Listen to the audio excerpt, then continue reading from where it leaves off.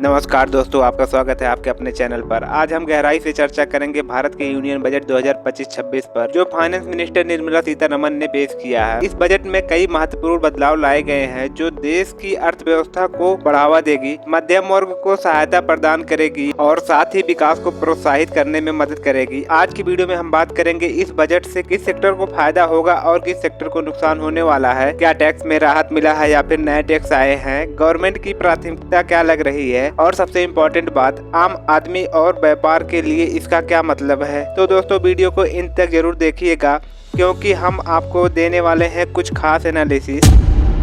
सबसे पहले यह समझ लेते हैं कि बजट होता क्या है। बजट एक तरह का फाइनेंशियल प्लान होता है जो गवर्नमेंट अपने इनकम और एक्सपेंडिचर्स को मैनेज करने के लिए बनाती है। जैसे कि हम अपने घर का बजट बनाते हैं कि कितना कमाया कितना खर्चा किया, वैसे ही गवर्नमेंट भी देश का बजट बनाती है। इस बजट को दो हिस्सों में बांटा गया है। सबसे पहला है इनकम। ये वो पैसा होता है जो गवर्नमेंट टैक्स, ड्यूटी और दूसरे सोर्स से कमाती है। एक्सपेंडिचर मतलब खर्च। ये वो पैसा होता है जो गवर्नमेंट डेवलपमेंट प्रोजेक्ट, सब्सिडीज और दूसरे स्कीम पर खर्चा करती है। तो बजट 2025-26 कुछ ऐसा ही है, एक प्लान जिसमें गवर्नमेंट डिसाइड करेगी कि पैसा कहां से आएगा और दूसरा कहां खर्चा होगा। अब हम बात करेंगे बजट 2025-26 के मेन हाइलाइट्स की। तो बजट 2025-26 काफी पॉजिटिव डायरेक्शन में है। गवर्नमेंट ने कुछ इम्पोर्टेंट ऐलान किए हैं, इससे अर्थव्यवस्था को बूस्ट मिलने की उम्मीद है। तो चलिए हाइलाइट्स को विस्तार में समझते हैं। सबसे पहले बात करते हैं अर्थव्यवस्था की। इंडिया का जीडीपी ग्रोथ रेट 6.5% के आसपास है। ये ग्रोथ काफी इम्पोर्टेंट है क्योंकि अगर इकोनॉमी ग्रो करेगी तो नौकरियां बढ़ेंगी और आय भी बढ़ेगा। गवर्नमेंट ने इंफ्रास्ट्रक्चर और मैन्युफैक्चरिंग सेक्टर में काफी इन्वेस्टमेंट प्लान किए हैं जिससे जॉब क्रिएट होंगी और एक्सपोर्ट भी बढ़ेगा। एग्रीकल्चर और रूरल डेवलपमेंट के लिए काफी इनिशिएटिव अनाउंस किए गए हैं। गवर्नमेंट ने किसानों के लिए सब्सिडीज और लोन स्कीम इंक्रीज की है ताकि उनकी इनकम इम्प्रूव हो सके। रूरल एरियाज में इंफ्रास्ट्रक्चर डेवलपमेंट पे भी फोकस किया गया है। गवर्नमेंट ने किसानों के लिए सब्सिडीज और लोन स्कीम इंक्रीज की है ताकि उनकी इनकम इम्प्रूव हो सके। रूरल एरियाज में इंफ्रा डेवलपमेंट पे भी फोकस किया गया है। हॉस्पिटल और हेल्थ केयर सुविधा में भी सुधार किए जाएंगे। एजुकेशन सेक्टर में क्वालिटी एजुकेशन को प्रमोट करने के लिए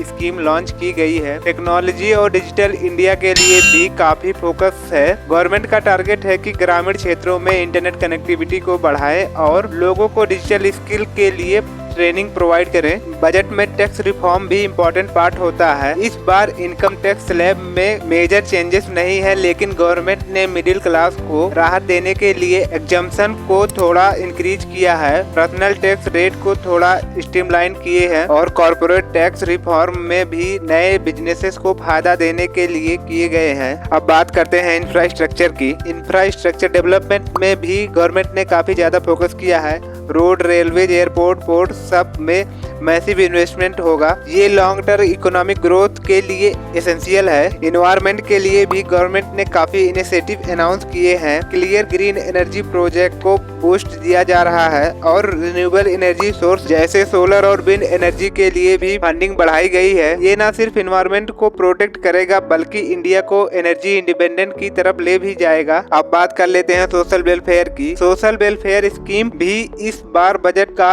इम्पोर्टेंट हिस्सा है। गवर्नमेंट ने health insurance scheme, pension plans और महिला एम्प्लॉयमेंट के लिए फंड एलोकेट किया है। इसका मुख्य एम ये है कि इन सबको बेसिक एमिनिटीज मिल सके और इनकी फाइनेंशियल स्टेबिलिटी में इम्प्रूव हो सके। ये सब हाइलाइट्स तो पॉजिटिव है, लेकिन कुछ चैलेंजेस भी है। पहला चैलेंज ये है कि इन्फ्लेशन कंट्रोल। इन्फ्लेशन अगर हाई होता है तो लोगों की बाइंग पावर कम हो जाती है और इकोनॉमी पे भी प्रेशर पड़ता है। दूसरा चैलेंज है कि unemployment. Despite growth, job create करना काफी क्रूशियल है। तो ये चैलेंजेस है, लेकिन गवर्नमेंट का फोकस काफी पॉजिटिव दिखा है। तो ये था कुछ छोटा सा ओवरव्यू बजट 2025-26 का। आपको कैसा लगा? क्या आपको लगता है कि ये बजट इंडिया के लिए बेनिफिशियल होगा? हमें कमेंट में जरूर बताएं। अगर ये वीडियो आपको अच्छा लगा हो तो लाइक, शेयर, सब्सक्राइब करना मत भूलिएगा। और अगर आपने अब तक सब्सक्राइब नहीं किया है तो सब्सक्राइब करके बेल आइकन को चालू कर लीजिए। मिलते हैं किसी नेक्स्ट वीडियो में। जय हिंद।